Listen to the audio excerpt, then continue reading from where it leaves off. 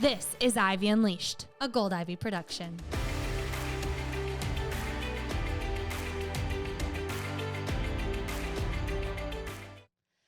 Welcome back to Ivy Unleashed. Thank you so much for joining us today. Brooke and I are thrilled to have a guest here that's going to talk about something that we have never touched on, but is crucial to your development, your relationships, your life in general, the quality of your life.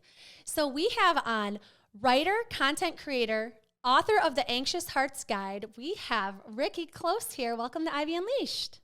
Hi, thanks for having me, you guys. Oh, we are so excited. I'm excited to be here. And we're excited to have you because we're going to dive into relationships, which who doesn't want to better their relationships?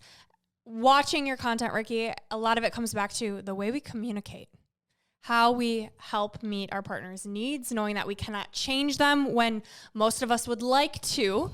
And so we're going to dive into all that today. But let's rewind and take us back to your journey into this work. Why attachment theory?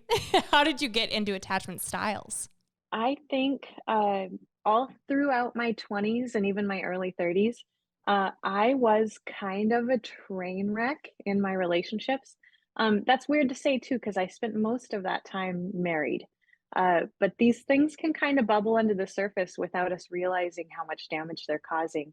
And it wasn't until I found myself on the brink of divorce that I really started digging into this stuff. I'm a psychology nerd at heart. My background was writing, but I I really I spent lots of time digging into psychology books, but never the relationship stuff until things started going south for me. Um, when I finally got divorced because we couldn't figure it out, it ended up being attachment theory is just something that I stumbled upon when I was looking into how can I make sure that this never happens for me again? And I kind of just pulled every subject that I could find in the relationship literature to see what might ring some bells and sound like that's what happened for us. Um, when I found attachment theory and I really dove in, I read almost 60 books on the subject in a single year. Because like I said, I'm a nerd, but I when I find a topic that I love, I kind of go all in. I was able to present it to my ex-husband and say, "Hey, what do you think about this? Does this ring bells for you too?" And even he was like, "Yep, that's exactly what happened to us." And I wonder if I had known then what I know now, if I'd have been able to figure it out with him. But that's the past now. Moving forward, I was able to use all of my reading on attachment theory to kind of patch up my horrible dating life that I had post divorce and actually make things work with a fantastic partner that I found who had a very opposite attachment style as me. So once I started doing that, as a writer, I had to write about it. That's how my Instagram account was born.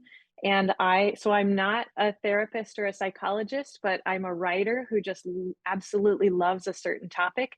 And I like to spread that to other anxious kind of train wreck daters and folks who are having trouble in their marriage, because I was able to find so much relief from anxiety in dating and relationships myself.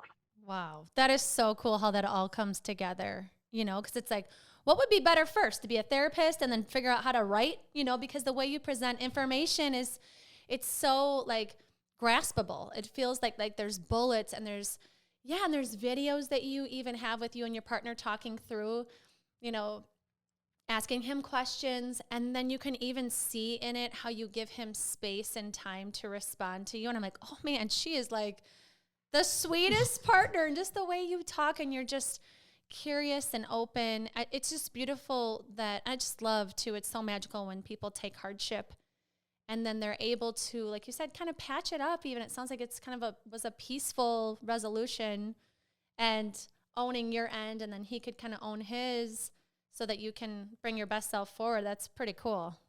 Yeah, thank you. I do think that's part of my secret sauce is that I wasn't a psychologist first.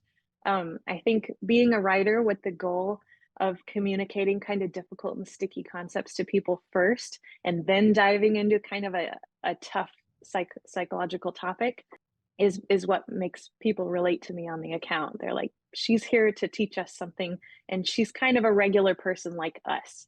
So I don't wanna hear all the heavy psychological speak that's hard to wade through. I want, like, actionable tips. I want, "How can I actually apply this to my relationship and make it better?" That's the goal anyway.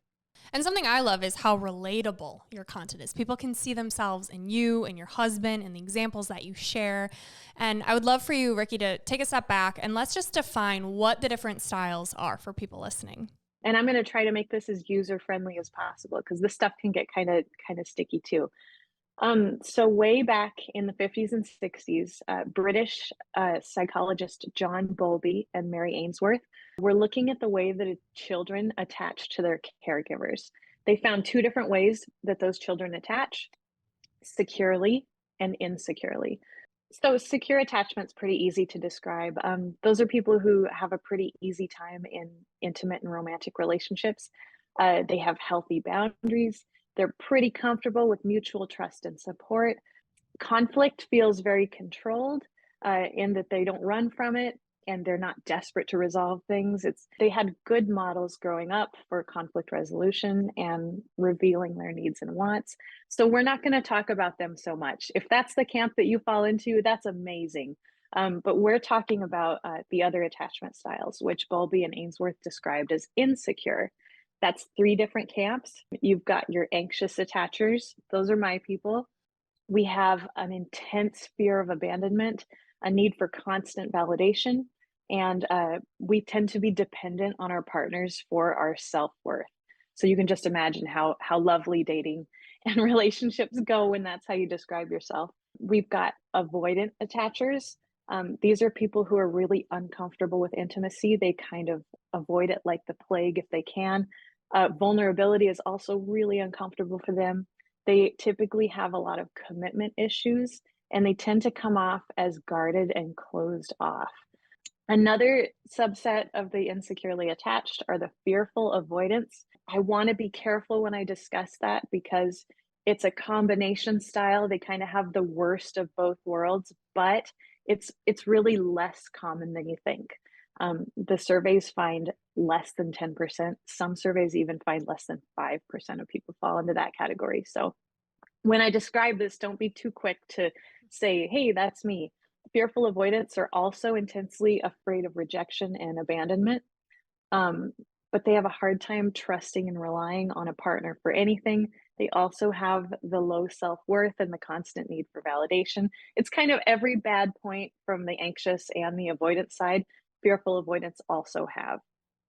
But if that is ringing bells for people, they also tend to be the most motivated to work on themselves. So there's that too. I would say the fearful avoidance also that kind of comes from like a lot of trauma in childhood or early romantic relationships. So let's set that one aside. What I talk about on my account exclusively is the anxious side and the avoidant side. That's gonna be around 50% of the population, almost divided completely in half, with a little bit more avoidant people than anxious people.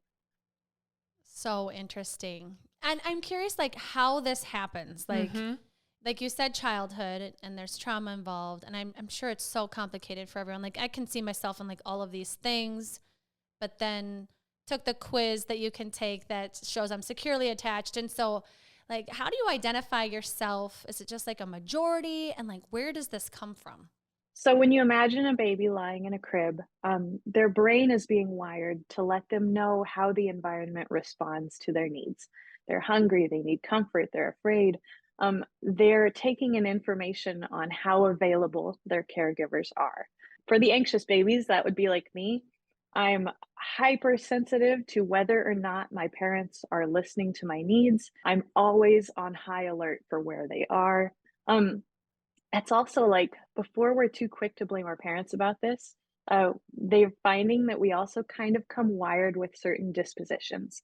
If we didn't, all siblings would probably have the same attachment style, and they certainly don't. I was kind of an anxious, nervous kid anyway, and probably baby. And my sister and brother were totally not. They're very chill. So they don't share the same anxious tendencies that I do. Where are you in the lineup with your siblings? Oh, I'm the middle sibling. Sibling dynamics are they're so interesting. Yeah, isn't that cool? Yeah, you have the same upbringing, yet you have all different attachments. It's just Ish though. I just read about like how you don't have the same upbringing because like the firstborn has new parents that have never done this before. They might be a little bit more anxious. Yeah. And then by the third one, they might have more money or they might have figured things out or they might be like, I'm out of here. I'm not going to be hanging around because I'm ready to live my life a little bit more. Or I'm sure your relationship with them too. Yeah. Thank you for bringing that up. Yeah, we have the same parents, but we kind of don't as far as birth order goes. Um, I do think my little sister, who's so cool and calm in relationships, she's only 1 year younger than me. So I imagine that when she was born, lying in the crib and she's crying, my mom probably approached her with like a "I've got this" attitude, you know. But for me, I'm 10 years younger than my big brother. So mom was kind of doing it again freshly for the first time, and I can imagine she probably had some anxiety about it. Yeah. And I picked up on that as a baby, right?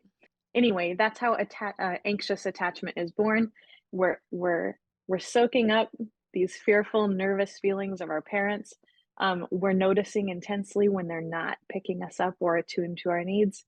And so, in that way, our way of finding safety within ourselves is to always be on high alert for where they're at, or whether or not they're attuned to us, or how we can make them know that we have needs.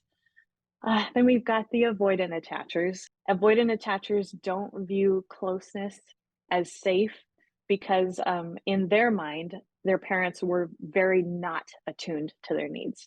It's like when they would cry, their parents were kind of dismissive or unavailable.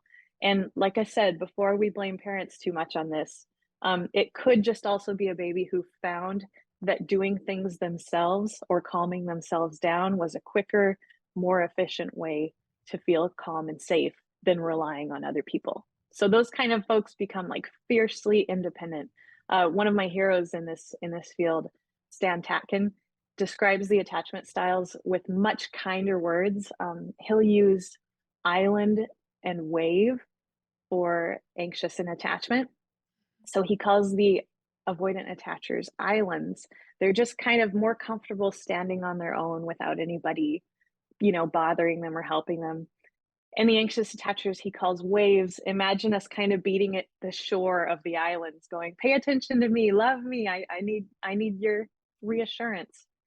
Um, I'm not going to refer to them that way throughout the rest of the podcast, but if anybody's listening and they want to read more about it, Stan Tatkin's book Wired for Love is one of my very favorites. If you want to learn more about attachment styles and just do like a good deep dive that's still very easy to understand, his book is excellent up for that. Thank you for providing that. I love when people give book recommendations because I think it's important. And another reason why we love following you is just like you can see yourself in these. Because sometimes you're like, I don't really know where I stand. And I could take a quiz, but like, I don't know for sure. Like I can see myself in both of those because I'm very independent, but I do need reassurance, and so it's another reason why I love seeing you talk with your partner because you're different. So how does that work together with you being the anxious attachment and him being the avoidant? Like how do you kind of work together so that it's more cohesive? Oh, I love that question. But before I dive into that, let me address what you just said. Seeing yourself in both of those things, you need reassurance sometimes, but you're also very independent. That's actually a secure trait. That's a good thing because we're meant to be kind of dependent in a romantic relationship, but also kind of independent. And if you can find safety and comfort in both of those things, that's a very secure trait. Oh, good. You're doing okay. Okay, good. Thank you, Rikki. Anxious and avoidant partners are really drawn to each other. That's what the literature shows. And knowing a lot about both of those things is really helpful in navigating the dynamics and the conflict that arise because of that. I have the advantage, obviously, in my relationship because this is all I read about all day long. I do take the time to sit down with my partner sometimes, and I'll say, "Hey, I've noticed that this argument that we are having a lot looks like something that I've read about. Are you open to hearing about that?" And he always is, because who doesn't want to figure out why you're having the same fights over and over again, you know? So education can really help. That also makes us feel less like the other person is damaged or out to get us. Having that deep understanding about why our partner does what they're doing helps us to not take it so personally. Then we can keep more of a cool head during arguments. Yeah, the more you know, the more Mm-hmm. you can. Yeah, and it's nice too. It's like almost having a therapist. Like this book said this. Where do we see ourselves in it? Not like you're this one. Yeah. But even for yourself, I keep thinking about meeting your own unmet needs. So, Rikki, when you found this literature, you started consuming it. You were like, oh, okay, I recognize myself in this anxious attachment. Then what did you do? How did you start to heal and work through? I'm a prolific journaler, but as a writer, of course I would be. And for everything that I read, I would take what I thought was the most helpful tip or strategy that they had for addressing it, and I would just go all in on it. And after a while, found what I thought were the most effective things to get me through it. I write about all of this in my book, The Anxious Heart's Guide, but some of those things would be like, oh, learning to self-soothe, which I know nobody wants to hear about because if you're anxious, you want other people to do that for you. But self-soothing was very important. Assertive communication was really, really important. I was a passive communicator. I would I would hint or cry or stomp around and hope that people got the message, but they never did. So learning assertive communication was very big for me. Building up a support of family and friends who I could rely on instead of a romantic partner, that was also massive to help cope with anxious attachment. Things like that. My book describes all the different ways that I worked on myself until you mentioned all these tests. There's so many wonderful free tests online, and nowadays when I take those tests, I test fully secure. Now that doesn't mean that I don't still have anxious tendencies because of course I do. Brains aren't that plastic, or aren't that elastic.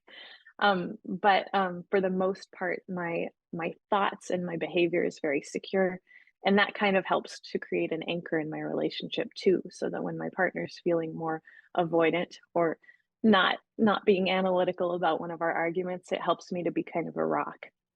I love that. I think too, it's like taking yourself out of this box or like, we coach people all day long and like, I am this and it's just how it is. It's like, well, I may have been born kind of this way. I might have kind of been nurtured this way. I might have had these patterns for years, but it's kind of giving you the freedom to learn more and then experiment with it. Like, what does help me, and then knowing that it can change. It doesn't have to stay the same way. You don't have to blame yourself or blame someone else for their faults, but I'm interested to hear about, like, it sounds like you have a very open partner.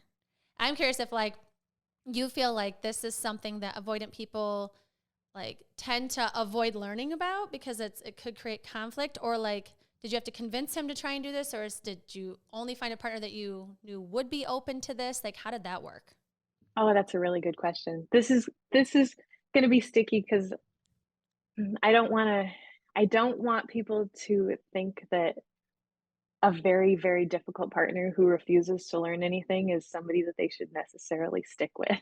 That can be really tough. But at the same time, I'm really big on talking on my account about how we can't change partners, and we should absolutely not try to take the role as their teacher or therapist. That can get really dangerous, and it really sucks the romance out of a relationship too. By the way, I don't recommend it. Um, so for me, I know when I started learning about all this, the dream was to find somebody who was secure and done and maybe in like tons and tons of therapy so that they would be able to relate to the things I was talking about. But you guys know how love works. That's not what I found. I found a completely regular person who was not obsessed with this topic, who happened to have avoidant tendencies, which was tough because that means that all of his issues rubbed all the sore spots of my issues too. Anxious and avoidant partners do tend to bring out the worst in each other, especially when conflict arises. So I have to admit that in the very beginning, I definitely went on a bit of a crusade, trying to push some of this stuff on him, and it completely backfired. He felt like I was attacking him. He felt like I thought that he was less than, like he wasn't a good partner. And really, that approach almost like ripped us apart. We almost didn't get off the ground early in our relationship. But it wasn't until I totally gave up on him. And I made a video where I said Mhm. that too, and it did pretty well because the rest of the video goes on to explain how you have to give up on the idea of your partner as a project and really turn all that energy back on yourself. That's not to say that you're the issue, but you're the only one that you can work on. And when you can really address these issues and become very secure, it kind of makes it so that you could sort of be with almost any partner, no matter what their issues are, because a secure partner is going to be kind of like a rock that's very soothing to the other person, no matter what their attachment issues are. Yeah, and something that you talk a lot about too are boundaries. And so Mm-hmm. it's like you're not getting walked all over here. Like you can be with people with these boundaries that you've set and established by knowing yourself well and communicating them. And so it's not like you can just be with anybody and they can treat you however. It's like no, like like you're secure in yourself, you know what you deserve and how you deserve to be treated. You can communicate that. And then if they can't honor it, then peace out, homie. But like, if they can honor it and you can communicate the way that you and your partner do, it's beautiful how things can change and how you can learn from each other. Yeah, thanks. Let's inject a little nuance into this too and remind people that here's just a good example of those boundaries too. Let's say I'm out in the dating field and I find somebody, they have avoidant attachment. They're not calling me back. They're not opening up when I'm asking them questions. That doesn't mean I just go hardcore into self-help books and try to make myself the perfect partner. It means that I directly and assertively communicate to them, hey, I'm looking for a relationship, like a labeled relationship, and I'm also looking for somebody who's very responsive when I'm communicating with them. It's okay if you're not like that, but it's not okay for me in a romantic relationship. So that's kind of an example of how you have healthy boundaries. You let other people be who they are, but that doesn't necessarily mean that you're sitting around in a situationship with somebody who's not texting you back. I love that. That is so helpful. And I think having the verbiage around what to say can be helpful, right? People say, oh, yeah, that sounds good. I know boundaries, but what does that actually sound like? So thank you for that. I also want to talk about, you mentioned that not all relationships are 50-50, and that's okay. So let's get into that. What do you mean by that? Oh, I love that. I love that so much because I was running into a lot of memes and accounts on Instagram when I was dating that were saying like, it's my favorite example is the one that says, if he wanted to, he would, which is like the most toxic statement on the internet because there's like a lot of reasons why people aren't doing the best possible thing that they could. And I think that's a great segue into talking about how things aren't 50-50 in a relationship. In a relationship with two secure robots, maybe, where people are always at the same exact spot with what they've learned and the same exact spot with their capabilities, that would be a 50-50. But there are days where I wake up and I'm not my 100% self. You know, I'm tired, I'm crabby. And there are days where he's picking up the slack on those days. And we have the opposite happen. Sometimes he wakes up in a terrible mood and I have to pick up the slack. Some days we're both having a terrible day, and it might just be better for us to spend the day apart than to pick each other apart. And I talk on my account sometimes about the idea of equity instead of equality. I have certain strengths, not not the least of which is a lot of knowledge about attachment and communication and conflict. And so in that way, I'm really happy to pick up a little bit more of the slack than my partner who has less knowledge about that. Um, he's not going to fight me on it. He knows that that's my strength, so he's very open to listening about it. But on the other side of the coin, I have no skills with logistics. I can't build anything. I can't plan things. My time management is dismal. So in that way, that those are strengths that he brings to the relationship. And I'm really happy that he and I fill in a lot of each other's gaps. And I think that's what I would encourage anyone to look for in the dating world. You're not looking for somebody who is your exact mirror. Um, sometimes when they say opposites attract, it's because we can make each other better in the ways that we're weak, and we can help pick up the slack where the other person doesn't know as much or maybe isn't as capable. That's such a good reminder every day of your life. Because I feel like when you're in a committed relationship, like, and I keep thinking about like my childhood or just even being in my friends' households, seeing parents, you're like, oh, when I'm older, it's going to be more fair than this, like, oh, but it's just like a small glimpse of what is fair. And I am totally the fairness police. And I'll be like, if I'm picking up too much, I'm always looking at my husband and analyzing like, he needs to be doing more around here, And so I know that about myself. Like I know that I'm hyper aware when things are off, because I think coming from a divorced family and seeing relationships fall apart, not really having role models to show me a healthy relationship, I'm like paranoid that this is how it falls apart. So how do you talk to, or like what kind of language do you provide around people that are kind of like, they're pretty secure in relationships, but they're also kind of paranoid, like, because they don't know if they're doing it right, because they've never had a role model to really teach them.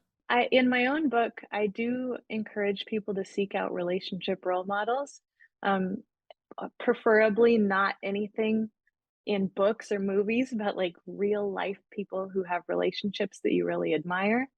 And that's not to say that they're perfect, because no relationship is. If you see people who seem to navigate conflict well or treat each other with a lot of respect, I love just sitting down with them and asking them, like, hey, my partner and I argue about the dishes a lot. What do you guys do with the dishes? Like, what's your system? Do you have something that we might be able to steal some techniques from? That's been really helpful for me because, gosh, I love my parents so much, but they were also like terrible examples for how to navigate conflict or how to make things fair or feel fair. I was thinking about, when you were saying that, I was thinking about Michelle and Barack Obama, because she'll say things like, I hated him for a couple years. She's like, he was a terrible husband, but like he knew that he was messing up and we communicated about it and we knew we were having a rough patch. So I think that fear in me, like, I think I need to, as I've been married for 12 years. And I think what I'm seeing is, we have these seasons, these times of year that are a little bit more stressful, or a little bit where it's harder to communicate, or there's lack of sleep with small kids or whatever it may be. And I think, from understanding your work and hearing more from you, it's almost like slowing down and just listening and just paying attention, so that you're not like jumping to conclusions and you're not attacking each other. It's like, I love this person and I want this to work. So let's like just take a second before we come at each other. Like, my avoidant partner isn't responding right now and I want this solution now. So how have you found that patience in yourself when you're feeling anxious, you want the solution now, and he's like, I need a minute? Yeah, that was really tough at first, especially as an anxious attacher. We want resolution now. Conflict feels very unsafe for the anxiously attached, to where the avoidantly attached, they're better at sitting with conflict while they sneak off and think about it for a while. That's a skill that they have, by the way. So not all the attachment styles are all negative traits. What is wrong with those people? No, just kidding. I feel attacked. I really admire how avoidance can sit with conflict and go off and think about it without completely falling apart. It's like a superpower that they have. For me, I had to practice it. I know nobody wants to hear that, but journaling was a godsend for me when I would feel totally overwhelmed by conflict and my brain was just throwing lots of unhelpful messages at me. I would sit down with my journal, and sometimes I would tell myself, hey, I have the urge to go find my partner and just throw all the things at him that I'm upset about that aren't thought out. And I would just force myself to sit down with my journal, write out what I'm upset about, what I would like to happen, what I would like him to know, what I need from him. And once I had all those bullet points written down, I had cooled down. It's hard to be angry when you're writing that stuff out for a half hour or a solid hour. So just forcing myself to take some time away from the escalated situation to write things down in a logical way, that was really helpful.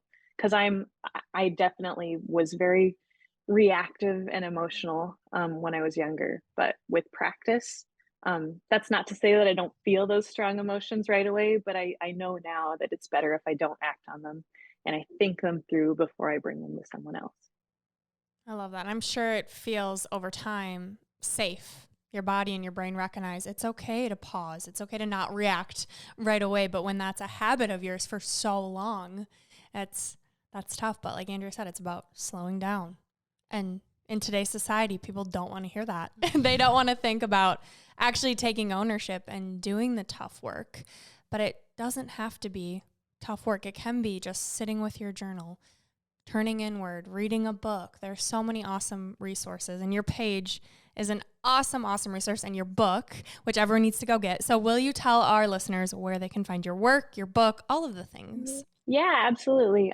My book, The Anxious Heart's Guide, you can find it at my website, which is just anxiousheartsguide.com, or Amazon. I know a lot of people like to shop on Amazon. They just throw that in the cart with their other stuff. You can find the paperback on Amazon or the digital version. I also just recently recorded the audiobook. That's kind of exciting. Awesome. So if you're an audio listener, you can get that there. The Instagram page, Anxious Hearts Guide, or you could search for Rikki Cloos. I'm pretty prolific on there. I try to post every single day. I try to think about the issues that I'm dealing with during the day or the day before, and that's what I write about. People send in so many wonderful questions on the DMs. So sometimes I'll make a post based on a great question that I receive. That's a good place to connect. I have a Patreon where people can connect with me. That's patreon.com/anxious hearts guide. At the Patreon, I'm currently in the process of writing a book for anxious and avoidant attachers who are in relationship together.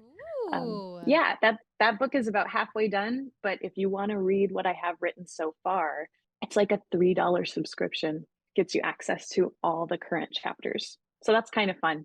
A lot of the patrons are right there with me while I'm writing it.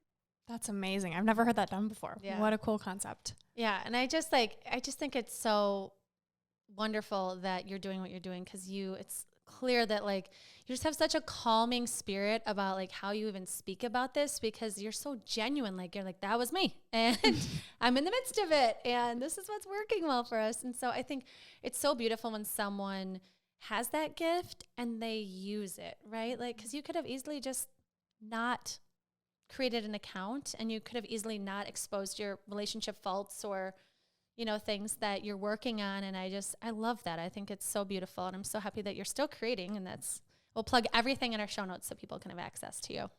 I really appreciate that. This is my favorite topic. And honestly, if I hadn't written about it, I would probably just be bugging all the people I know, like annoying them with this topic 24/7. So it's nice to be able to talk to other people and present posts and writing for people who care about it too.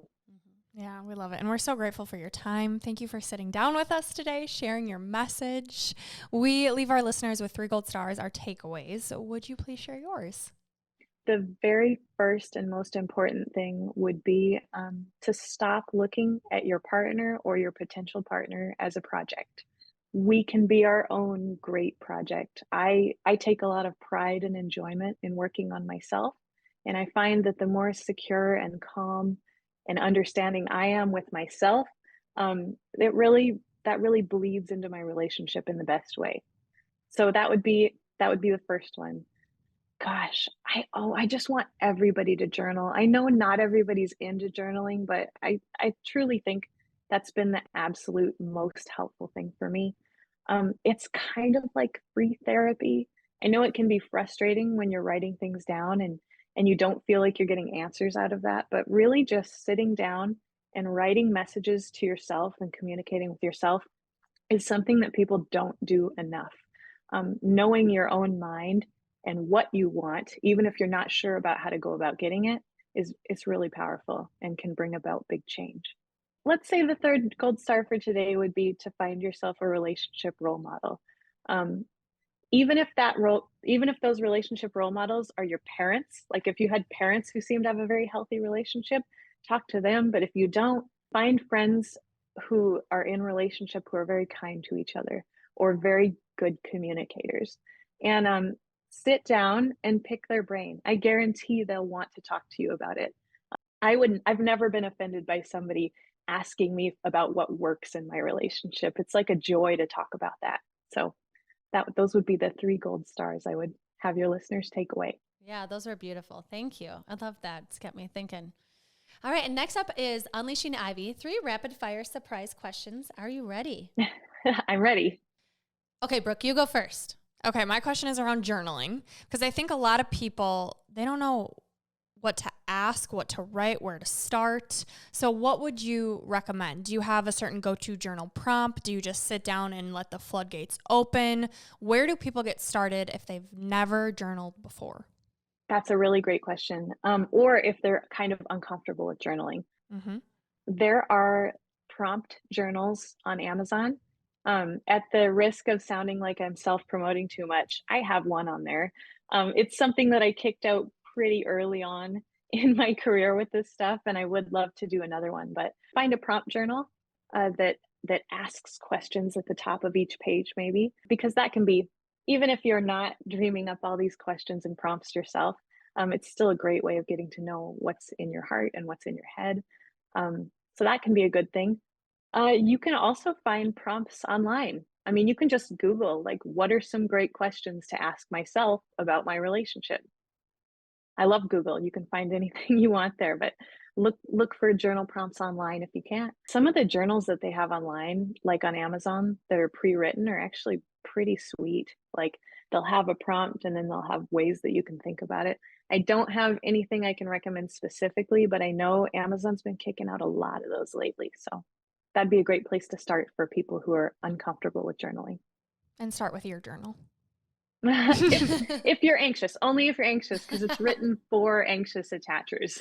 Okay. Gotcha. Love it. My question has to do with this balance of allowing yourself or your partner to have their own journey, figuring these things out, or people in your circle that you know kind of have a unhealthy attachment that could do some work. How do you balance being around people that you're like, oh, they could really do some attachment work here, or your partner? Like, how do you balance that, allowing them to have the journey versus like kind of stepping in and giving some direction with the knowledge that you have? I think the first best thing I can say is ask permission before you're throwing advice at them. Nobody wants unsolicited advice thrown their way. If they're telling you about a problem that they're having, or they're actively doing something that is a problem, for example, if you're in a relationship with that person, it's okay to say, hey, I read something the other day, or I found something online the other day that sounds a lot like this. Are you open to hearing about that? And I think it might make things a little easier. They probably will say yes to that. And if they say no, honor that no. Because if somebody doesn't want your help, like, throwing help at them is not going to do anything except frustrate them. That's I great love that. advice. Yeah. All right, and last question, Rikki. If you could go back and tell younger Rikki one thing, what would you tell her? Oh no. I have so many things for younger Rikki. I would lock her in a room and I'd be talking to her for like a week. I wish I could let younger Rikki know, and this is what I try to do with my account too, that this stuff is all so normal.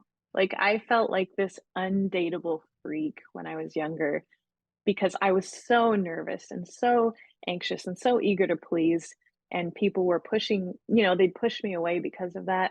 And I'd see other people seeming to have such an easy time with relationships, and I'm like, what am I doing wrong? I felt so unlovable and bad and so much shame about that. I wish I could tell my younger self, like, there's like it's like 20 or 25% of people who do exactly what you're doing in relationships, and there's something you can do about it. That's what I wish I could tell my younger self, just to give her a little bit more hope, because I was hopeless about it for so long. I know you're a writer, but I feel like you're also a speaker. And I feel like I just want to keep listening to you forever and just find you on any podcast you're ever on. So we'll have to have you back to learn more about what you're doing as your life progresses and your relationships progress, because I feel like you're clearly a lifelong learner, and just the way that you communicate, it's so beautiful and just like loving. Like, I feel like you just held my hand walking through this conversation. So Thank you. That means a lot. I love that. Yeah, so I'm so happy that you joined us because I know our listeners are going to feel like they've been seen and that they have resources. Like you said, you're huge on giving resources for people and helping them through this. So I'm really happy we met you, and thank you so much for being here today. Thanks. It was great to be here. And listeners, go get the book. Rikki's going to write another book. It's going to get released. Then she's going to come back, and then we're going to get that book, and we're never going to stop. And be sure to follow her. Rikki, thank you so much again. We leave our listeners with a piece of gold, a quote that you love that inspires you. Will you please share it? Yes, I have the quote.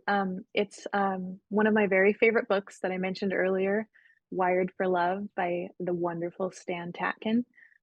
One of his quotes is, "There is no perfect partner. What makes a partner right for you is a shared willingness to create a secure relationship. If you're both willing to go all in together, you're perfect for each other." And that quote really helps to comfort me in the moments that I feel like I'm not perfect for my partner or vice versa. This is Gold Ivy signing off. Listen to your truth and go chase your gold.